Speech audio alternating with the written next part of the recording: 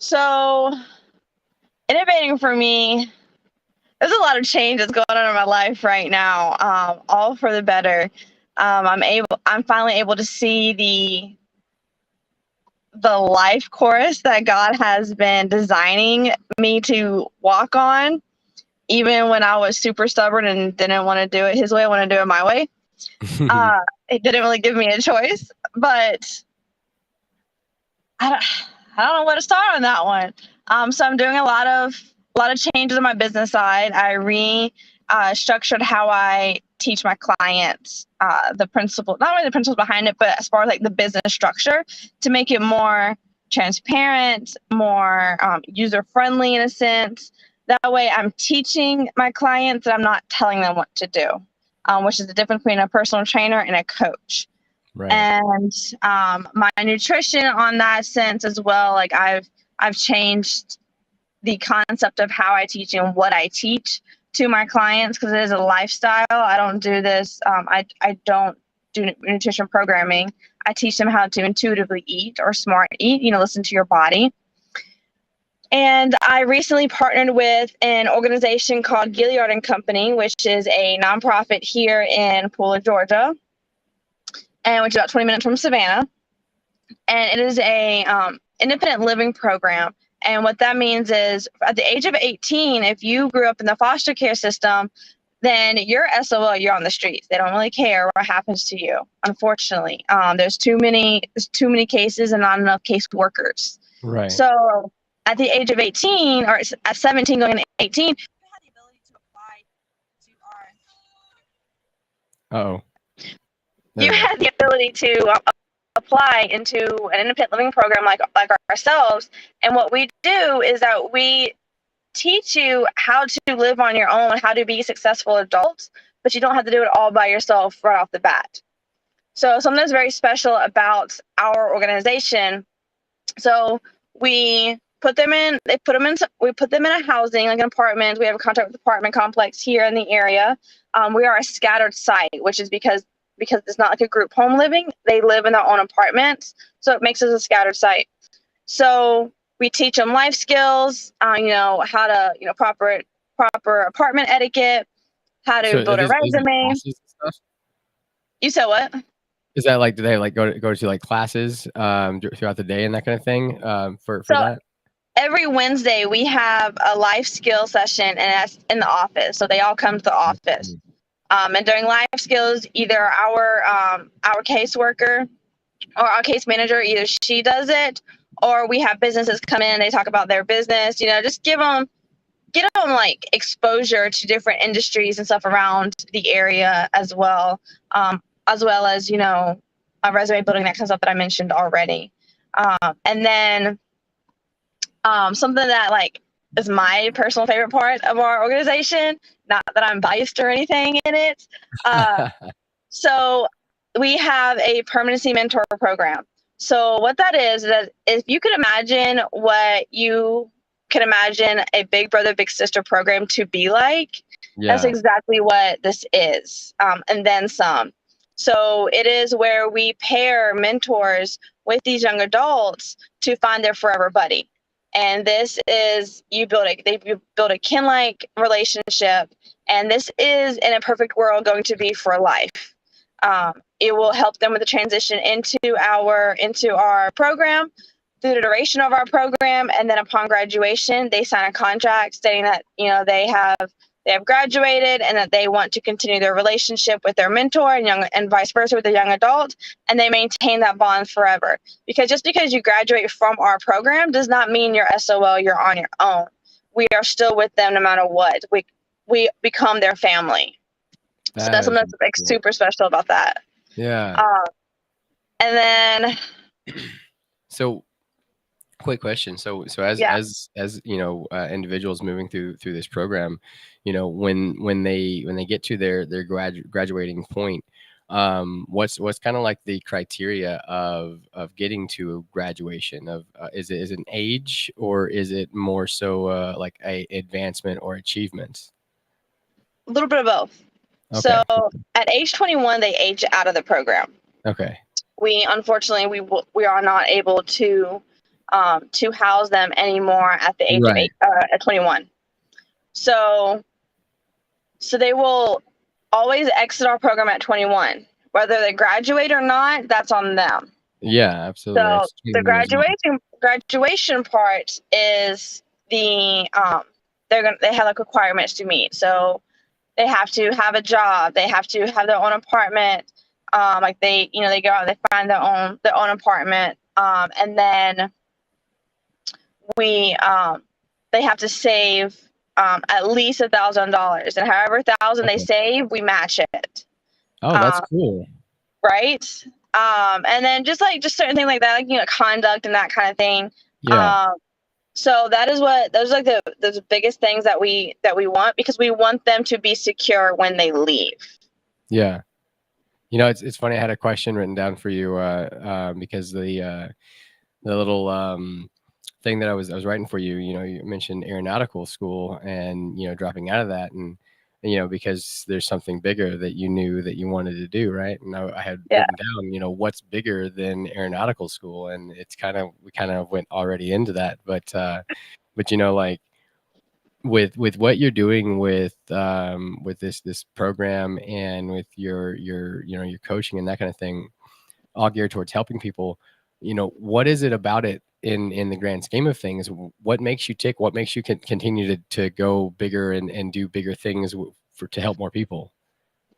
So I'm glad you asked that. I've been thinking a lot of that question lately, like on my why, because just saying that, I want to help, doesn't really mean, there's not a lot of emotion or emphasis to that. Yeah. But so I had to do this past week. I've done some super deep reflecting into my childhood and life growing up. And, it really just boils down to the fact that, I went through my rebellion stages, and I was always one decision away from having a completely different life. And it was the fact that I had a village behind me. Like, I am the epitome of it takes a village. Because no matter, growing up in a small town in North Carolina, everyone knows everybody. Everyone knew who I was. My mom worked in the EMS field. She was a 20-year career paramedic. So she knew every law enforcement officer, everyone in the medical field. With my brothers and myself being coaches, my dad being a coach, we knew everybody. So every decision that I made, my parents always got phone calls. But if I didn't have that support system behind me, whether I tried to push them away and rebel or not, I probably would not be standing here right now, just because the path that I was trying to walk down. Do you feel like that's like, is that a reason why you push so hard to, help other people? A little bit, yeah. So like, what's at the basis of it? Like, what's wake you up every morning? So during my rebellion stages, my really close friends, they all want to be around my family, around my parents. I couldn't figure out for the life of me why, because to me they were really annoying. But they always wanted to be around my family. Like I had the cool parents, unfortunately. But I had the cool parents. Everyone would be at my house, and my best friends around, like my small intimate circle, they came from broken homes, and I saw firsthand the effect that it had on them with what abuse and neglect did to them, even on just on an emotional level. And then, like me, my parents loved me regardless. They still supported me regardless, even when I was making my stupid decisions. And so the older I got, it was kind of like rooted in me to always step up for the underdog. And then being so close to seeing the trauma firsthand, it kind of just grew the older I got, to the point to where, the young adults and the kids that I'm trying to help now, they don't have a voice. And that's like my biggest drive. Yeah. Do you feel like they don't have a voice, or maybe they don't know how to use their voice. Yeah, they don't. They haven't unlocked it, and some of them don't feel. Some of them don't know that they have a voice. So Yeah. like, So I have a question. Yeah. Go ahead. So I have a question.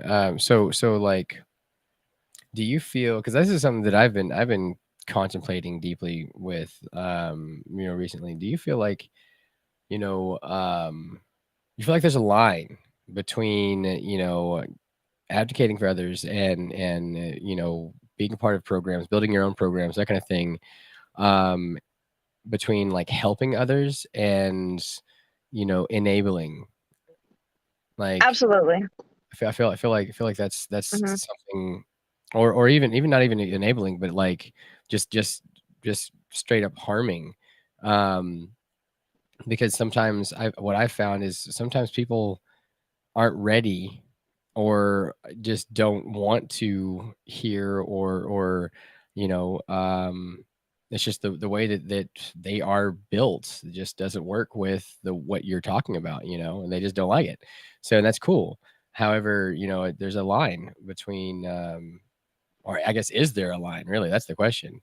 Is there a line between helping someone that obviously needs help, kind of almost like without them asking for it? Is there a Hmm. line there? What do you feel? Yeah, I definitely feel like there's a line, but there's not a hard drawn line. It is going to be different for every circumstance. Um, at the end of the day, you can't help somebody but so much if they don't want to be helped. Right. So even if we have, even like young adults that we have in program, if they don't, we have all the resources and everything they have laid out to them. But if they don't want to take the initiative to do X, Y, and Z, we can't force them to do that. Right. So how do people find this organization, or does the organization find people? A little bit of both. Both. I love it. I love it. Yeah. Yeah. So the organization itself is at GilliardandCompany.org. Okay. And then part of my job is to also help find mentors and everything. And I am now recruiting for a whole new program that we have started, and that is a full collaboration of Gilliard and Company and Renaissance Fitness. Oh, that's amazing. Yeah, that is the Mission Impossible that I'm always posting about. Yeah, I love that. I love that. That's what's up. That's what's up. Yeah, I've seen that all over the place, on your Instagram. Yeah, that Um, is my sole purpose on why I created Renaissance Fitness. that's what's up. I love that. So when when like the kids come out of foster care, right? And Hmm. so do they go from foster care to one of the mentors, or to you, or they kind of lost in the wind for a minute, and you have to go find them, or are they given resources to, like, hey, you can also go to Gilliard and Company right here? Is that kind of something, like, are they kind of pointed your direction? Yeah, so when they hit that age where they're getting ready to age out of the foster care system, they are given options like what the next steps look Oh, like. cool. That's awesome. And for an organization like ours and a program like ours, they have to apply for it. So not everyone Okay. can come into our program. Right. Right now, that you cannot have a criminal background coming into our program. We are working with juvenile justice to hopefully in the future be able to work with more challenged young adults. But right now, that is not the case. They have to have a high school diploma or a GED coming into Gotcha. it as well. So do you feel like, because I don't know, I guess for me personally, is that, I mean, once I was, I think I was 17, maybe 18. I don't know. I had a police record, that kind of thing. Never anything serious with like drugs or anything like that. It was, well, I guess mine was way worse than drugs, because mine was a hoax bomb threat. But Oh my God. it was a stupid 17, 18-year-old mistake. It was a prop from a commercial. It wasn't a real bomb. Well, that was not me. Well, it was me, but I did not have the Uh-huh. intentions of, Uh-huh. anything like that. But no, so with that, like coming out of foster care, situation, what happens to those that have a criminal background that maybe haven't gotten their GED yet or whatever like that? What happens to those? I honestly cannot answer that question yet. I feel that. Yeah, So I honestly don't know and entirely what goes on, like what happens that next step. I feel like that's a pretty cool cool thing. This is just one person's kind of opinion, but I feel like that would be a cool thing to um look into expansion. Because like you just said, like working with those kids that maybe are, I guess the term is more at risk or that kind of thing.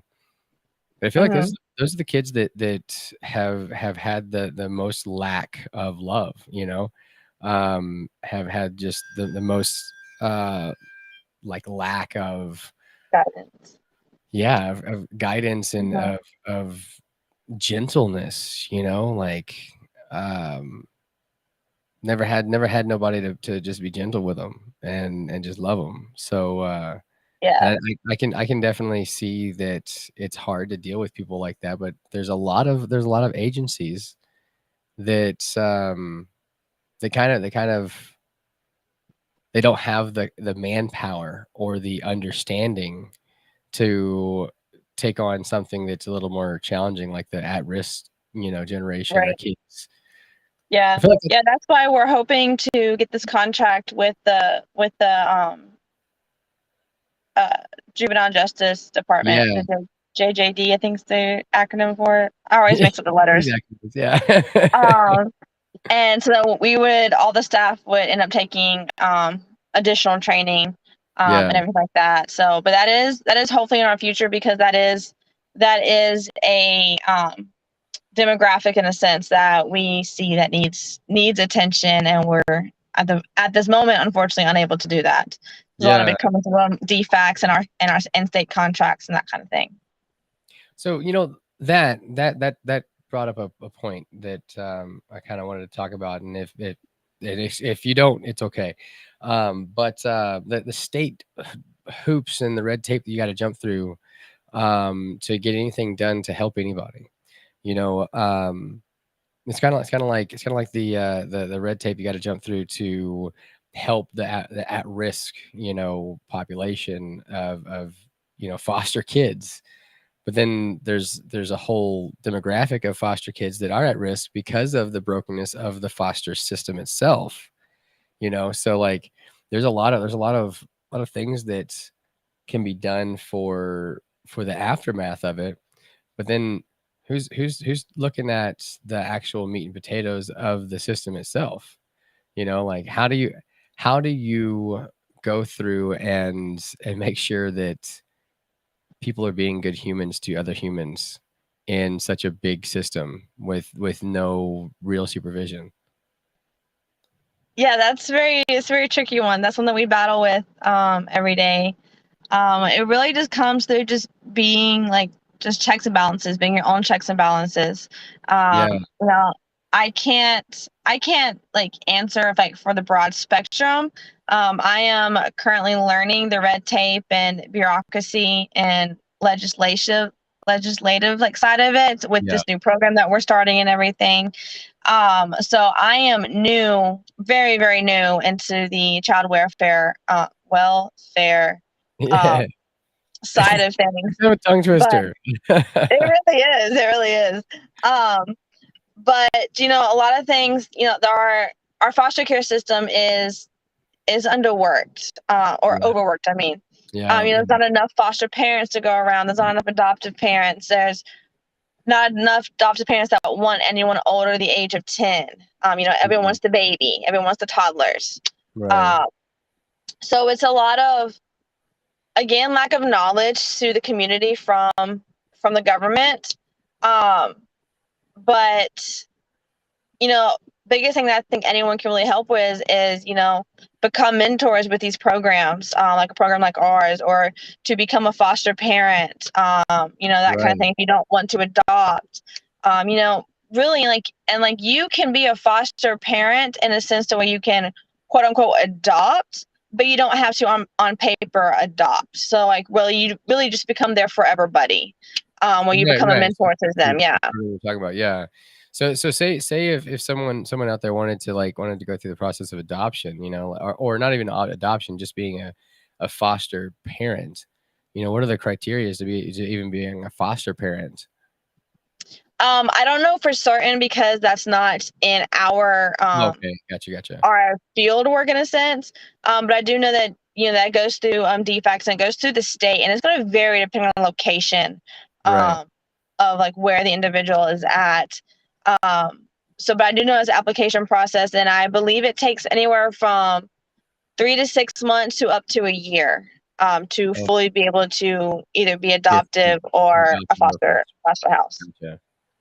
I feel like that's interesting. That's very interesting. Well, we've got about 30 seconds left, guys. So we're gonna take a quick break. Please make sure that go in and follow Renaissance Fitness. Follow Natasha.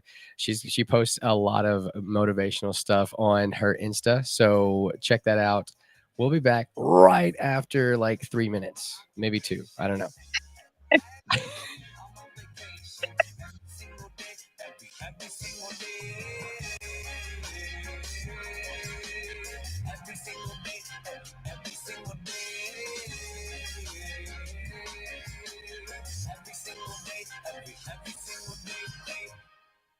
Let's be honest, wheelchairs are heavy, bulky, and ugly. If you carry a wheelchair in your car to take care of a loved one, you know how hard it is getting that clunky, old-style wheelchair in and out of your car. Introducing the Feather Chair Wheelchair. At 13 pounds, it's the world's lightest wheelchair. It folds in seconds and fits neatly in your trunk, backseat, or closet, so you can take it everywhere. And it's only available right here. Order yours today and get a free wheelchair case, a $50 value, yours free. The Feather Chair, the world's lightest wheelchair, is just $4.99 with easy payments as low as $16 a month. Sorry, no Medicare or insurance accepted. So call right now to order yours. 800-823-5826. 800-823-5826. 800-823-5826. That's 800-823-5826. Out-of-date carpet giving you the blues? Tired of your old dingy and broken tile? Let my friends at the Floor Store in Cleveland, Texas give your home the makeover it deserves. This is Old Taco Joe coming to you for the Floor Store. Whether it's carpet, tile, wood flooring, or real wood laminate, the Floor Store can cover all of your flooring needs. Located at 405 West Henderson Street in Cleveland, Texas, owner Brent Harris can help. Shower tile, tub surrounds, even backsplashes. Give them a call today at 817-641-9444. The Floor Store, they got you covered. When you're hungry for tender brisket or some delicious homemade cobbler, then look no further than Leach Brothers Barbecue, located at 1106 East Henderson, Cleveland, Texas. Leach Brothers has been family-owned and operated since 1950. Take it from me, Taco Joe Orwinski. Todd and his family have been filling my belly breakfast, lunch, and dinner for a long time. Heck, I even have my own booth, open Monday through Saturday, 6 a.m. to 7 p.m. Come see them for dine-in, carry-out, and all your catering needs. Joco Community Radio. Listen live at tunein.com.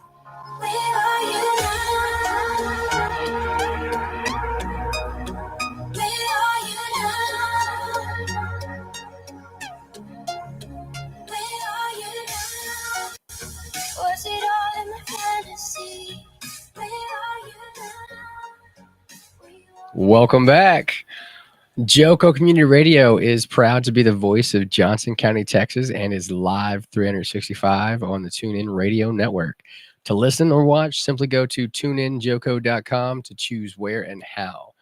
The Joco Community app is now available or for free on Android and Apple devices. Simply search your store. Check out our lineup and more on JocoCommunityRadio.com. This episode and more brought to you by Patriot Claims, making your insurance work for you.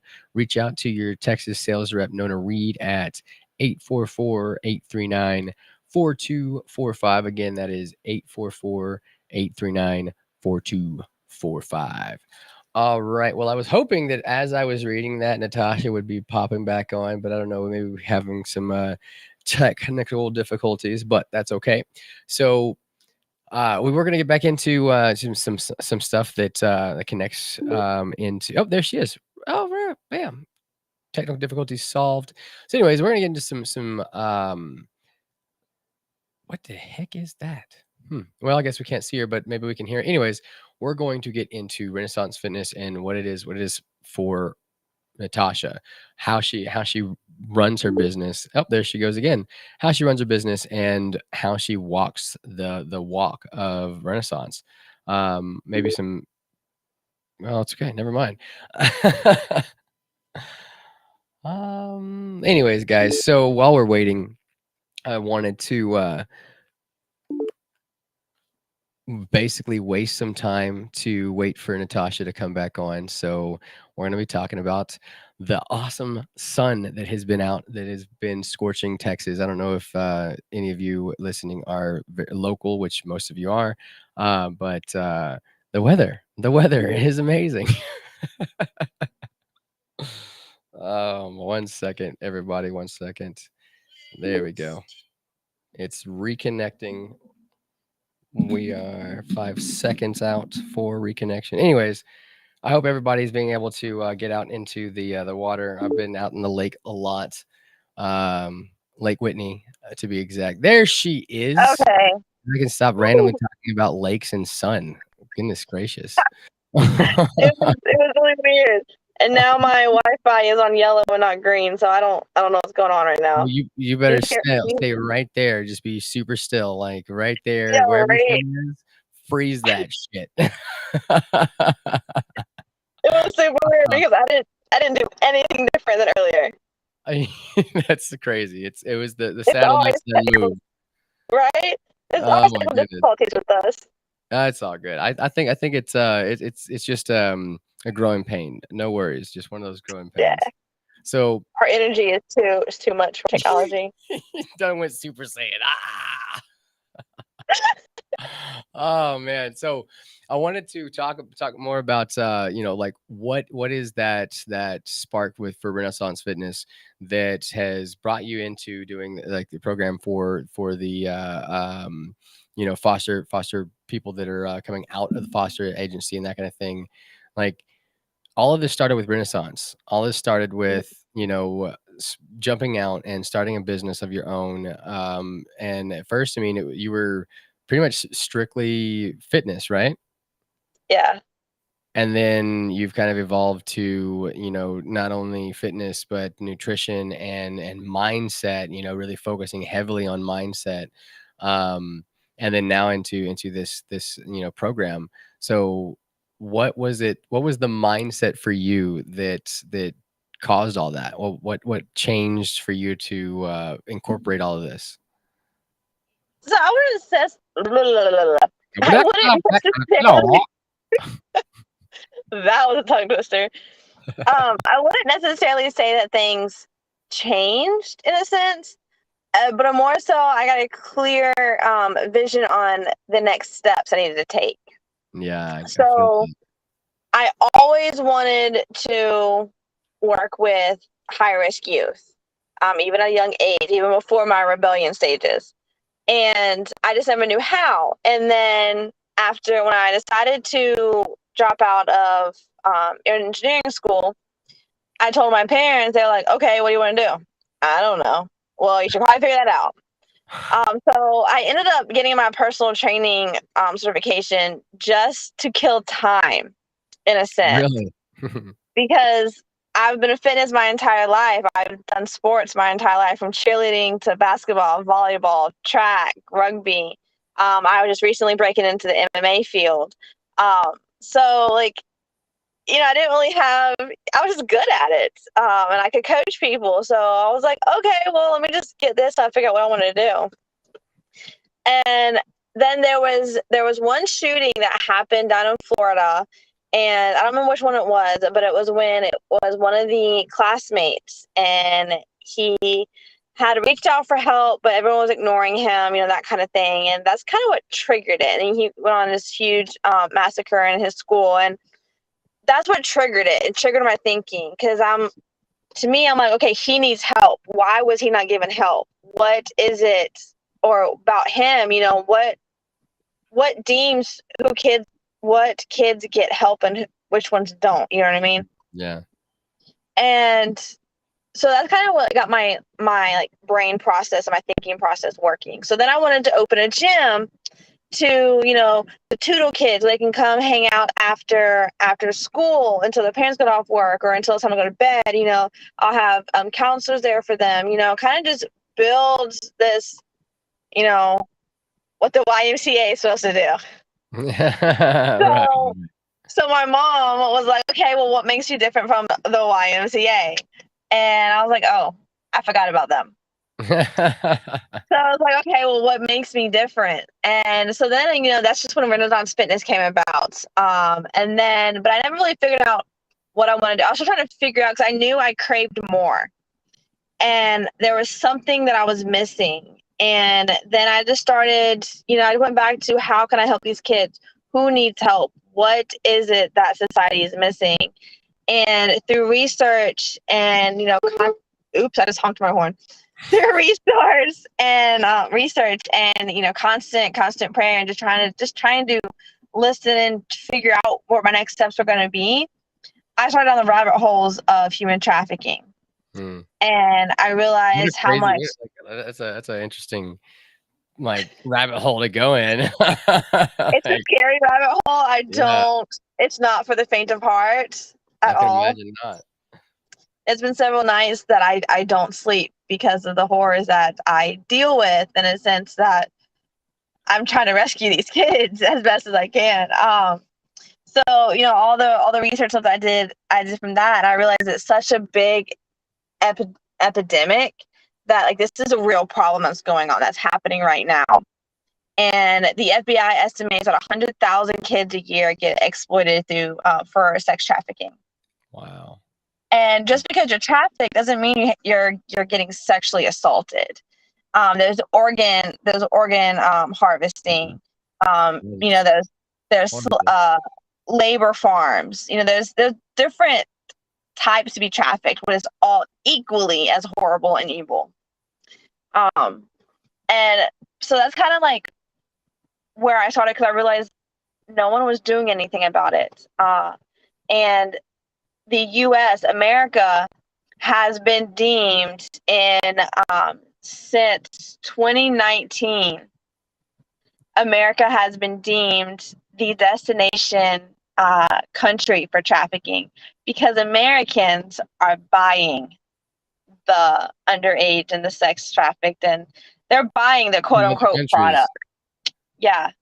Because we spend the most, but also we're also selling the most. You know, we have Hollywood here, we have all these big ports here, we have all the trademarks that come through here. So we're also really good at, you know, transition places as well. Damn. And that's honestly how I kind of got into it, and I tried to figure out how it was. And Mission Impossible came about because actually my mom came up with that name, to be very quite honest, because I was struggling. But Mission Impossible is a nonprofit that I've always wanted to start for Renaissance Fitness. And Renaissance Fitness, because I'm all about your second chances, I'm all about the I am statement, because however you finish that I am statement defines who you are. Exactly. Because it doesn't matter what anyone says about you, it's what you say about yourself. Right. So Mission I am possible is literally I am possible, because you cannot have the impossible without the I am. It literally is I am possible. Yeah. So Mission I'm possible is to help combat human trafficking in the foster care program right now, and eventually I will branch out into overall. Wow, that's beautiful. I love that that's coming from something that that you're creating, that you know, that's gaining steam and that kind of thing. To just kind of shed some light, because I really feel like that's really what is so important and so necessary for not just in the like child trafficking and human trafficking kind of arena, but just in the grand scale of you know, the life that we live in, the reality that we live in. That there are things that are happening, that are going on, that aren't all like fairies and sunshine, that aren't great, that aren't like, Right. oh yay, you know, there's some really like heinous, really disgusting things that are happening, you know, and I mean, in my personal opinion, and this is totally me, and if you don't like it, that's okay. I still love you.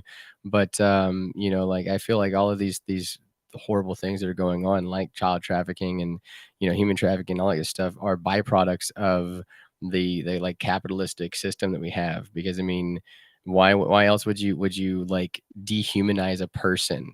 Well, for money and power, right? So if Mhm. that if the money and power weren't there, then why else would you dehumanize a person to a product, to like, hey, I've just got a new shipment of 10-year-olds, here you go, that kind of thing. Like these are human people that have feelings, that are experiencing life, you know and the reason why they're being traded and sold and that kind of thing is monetary gain. Mhm. So I feel like all of these travesties, all these heinous, all this stuff, and like again, this is totally my opinion. It's a byproduct of the the fuckery that is money, that money can bring for and I guess not even money. It's just the power that money brings. Because I mean, it's not even money. I know a lot of people that have lots and lots of money, and they're freaking awesome people. I feel like it's Right. it's it's the power that Mhm. that that that that comes with that, and it's not there's no accountability, there's no checks, there's no actual like, hey man, what are you doing over there? Like, hey, what's all that money that you're spending over there, and what are all those like crates of, are those people, dude? Like, are you buying and selling people, bro? Like, I feel like there's no like accountability among those that have the excessive power and excessive money. But then again, I guess very much easily done is, well, not easily, but we could also, and again, my opinion, 100%, we could kind of allow ourselves, or not allow ourselves, rather, to play the game that we're told to play, or the way that it's supposed to be, or the way that we look around, oh, everybody else is doing it that way, rather than doing that. Absolutely. What about like the way that it feels within you? Like, does this way of life, does it feel good to you to know that this stuff is going on? Like, does it feel good to know that you can do a part at making a different like world? Does it feel good to you? If it does, Yeah. okay, then go for it. Keep doing whatever you do. It. If it doesn't, then hey, let's work together. Let's move towards something that's better for you and for me. Yeah, absolutely. Yeah, like I really couldn't really agree more. A lot of it is gonna boil down to the mindset, because if you don't know any better, you don't know any better. Right. And like people ask me all the time, like what you watch on Netflix, or what shows you watch. I don't, because I pick up on subliminal messaging, and if we start to coax and almost brainwash, in a sense, are these children from a very young age to say it's okay for an older man to like you. So he's just showing his love, this kind of thing. And if you watch the shows that are on the Disney Channel now, that's literally what they're doing. Right. And And it's it's not okay. but it's such a slippery slope with that, though. That's so slippery, because like that right there brings up memories in my mind of people that are in my life, that are still in my life, that there was no weirdness, there was no sexuality, it was just love. And every single time I see that person, I give a hug. No, nothing crazy Yeah. there, I mean, yeah, I have yeah, those but too, those like but physical encounters like that, like I feel like it's so slippery, because for me, like working with kids, like I coach gymnastics and that kind of thing. It's so slippery, and I have to be so conscious all the time to make sure that like for instance, when I spot, when I'm spotting back handsprings or whatever, I make sure that I place my hands in a certain way where you can always see my hands. Like anybody that's around can always see where my hands are, and I've done that because of like experience, because that same like, oh, that's just weird, like, oh my gosh, that kind of thing, that weird like projecting of a sexual touch or a sexuality because this person's older and this person's younger. That's a slippery slope, because there's so many people out there that are super sick, and that like that's that's so where I am fully like hard. believe that, like, knowledge is power in that sense, because Absolutely. I don't agree with parents who, I'm not saying like there's a right or wrong way to raise children, but those parents that, when you're in a grocery store and an older adult says hi to the child, and the parents are always like, well, don't be rude, say hi. Or they try to force a hug on someone who's supposed to be close to the family. Right. There's a reason why that kid does not want to hug that person. Yeah, no, I totally feel that. It's I mean, people like look at me sideways a lot of times when I describe this, but when I look at like my young kids, I don't have any young kids anymore, but when my kids were young, I looked at it very, very similarly to like, how like the training of a pet, a dog, it's consistency. But I'm not going to also force, like my kids into a situation where they don't want, just like like an animal senses energy. Like I feel, my opinion is, when we're babies, when we're young, we're super sensitive to energies. We're super open. Absolutely. So we like, have the most open minds when we're born. Exactly. Just like, people like you see like dogs' ears and their like their hair goes up when they feel certain energies. Like kids, it goes 10 times more, like it's quadruple, So I would never want to force my kids to like go hug somebody they don't want to hug, however, I want to know why. Hey, why didn't you want to like hug that person? Why didn't you want to like, say hi or I love you, blah, blah, blah, whatever it is. I mean, sometimes it's shy, sometimes there's a reason. But I feel like it comes down to just simply like learning your kid, like, and communicate. Yeah. Like, and the more you are to communicate and to share with your child that love and that support in whatever decision they make, whether you agree with it or not, but know that they have your support, is going to speak volumes when it comes to a situation to where they find, if God forbid they find themselves in a situation that's not what we want any child to be in, they'd be more confident to come to you or to go for help and to know that that's not okay. Yeah, absolutely. And I feel like that's one thing that's, my personal opinion, I feel all parents should do, is instill communication, open lines of communication really, really early. And the ways that I've done that is I've progressively like honed my responses when they tell me things, and hone my responses when they misbehave or get out of line, so that my responses are, I've kind of taken them from way up here kind of down, so that my response to what they do is 9 times out of 10 calm, collective. So that way, when they have something that they want to tell me that's weighing really heavy on them, like the last time that I blew up doesn't come into their mind, because that was so far in their memory that they can't even remember it now. That was back when I was in my mid-20s, right? So I feel like it's really, really important to create a open communication, not just say, hey, you can tell me anything, but like create that in more than just verbal.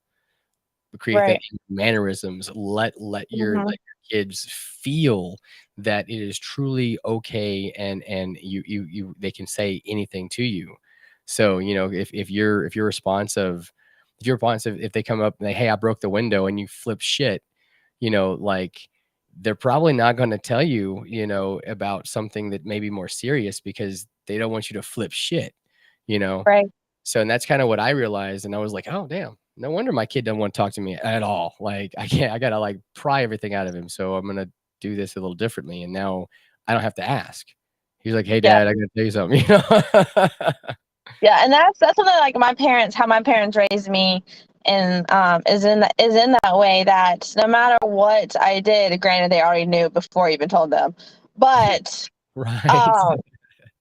but that is that I could go to them for anything about everything without judgment. And no, I definitely got my share servings of ass whoopings. Well, of course. But I believe that there's a time and place for that as well. And I get a lot of slack from it, because I believe in a spanking. But like I said, there's a time and place for it. Not everything deserves that, because if the kid doesn't know why they're getting punished by a spanking, then they're not going to fix anything. Yeah. And you're gonna push them away, in a sense. So, just with everything, it really just boils down to having that open communication with your child, and like body language is everything. Like whatever you say, your body and your actions need to match that. Right. Exactly. So Yeah. you have to like, I mean, I guess for me, again, like I said, for me, when I speak, I try to speak from the energy that I'm trying to speak from, so that what I'm trying to say is it comes out a little easier. Number one, but number two, I'm conscious of what's coming out of my mouth, and I'm aware of what's coming out of my mouth. Because my intention is to articulate whatever I'm saying in the best way possible, so that whoever I'm talking to understands it. But not so much the words, the energy, the vibration. That's the whole focus. Yep. And that's what I was talking about earlier with kids is, it's all about the energy. They're super, super, super open to energy, and they know you better than you do. As a parent, they know you. They know your different energies. They know when they're literally a mini you. Yeah, exactly. So like yep. that open communication, it has to, I guess, like I said, in my opinion, it has to come from, practicing responding in a way that you want to respond, rather than, responding in a way that they're not gonna want to be receptive to, and not gonna want to be like, hey, yeah, I'm gonna tell you this so that you're gonna flip shit on me. Yeah, because nobody wants that. Right. Yeah. That's why you never react when you're angry. You never make promises when you're happy. You never make decisions when you're sad. Absolutely. Like, you just need to make sure your emotions are neutral. Now, granted, me, as always, from a happy standpoint, I'm just a very optimistic person by nature. Right. But I mean, there's times where I get super ecstatic to where, like, I have to pull myself back. Nope, can't do that. I feel like that those are for the extremes. That statement goes for the extremes. Don't do that when you're like in the extremes of one or the other. Absolutely. It's clouded. So with we have about 2 more minutes left. How can people find you if they wanted to learn more about you, plug in with you and that kind of thing? So I am on all social media platforms except for Twitter. I don't do Twitter. What? No Twitter? Oh my God. I can't do it. No, I'm not I can't do it. Ever since high school, I've gotten off of it, and I haven't got back on. When I get back on, I get a sick feeling to my stomach. I can't do it. But Facebook. So I'm on all social media platforms. You can find me at Renaissance Fitness, or Natasha Federico. And if you can't find one or the other, there's always links to go back and forth. Right. Because I know my personal Instagram, it's the Queen of Fitness. My TikTok is the Instagram is Queen of Wellness. My TikTok's Queen of Fitness. So it's Queen something. But if you type in Renaissance Fitness or Natasha Federico, you're good. So Instagram is Queen of Wellness, right? Yeah. Okay, so guys, Instagram, go to Queen of Wellness. I should pop up if you just type in Natasha Federico. Right.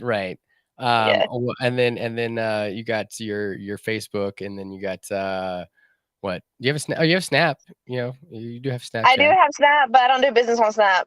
I got you. That's just that's just for fun stuff. That's like my my like behind closed doors Tasha, I guess. Like I don't know, when I'm acting up and being like myself times 10. Like That's exactly where I've been putting most of my content because I don't have to think about it. It's just totally raw and cut. So if y'all want to follow any of that, go to Snapchat. Natasha, Snapchat.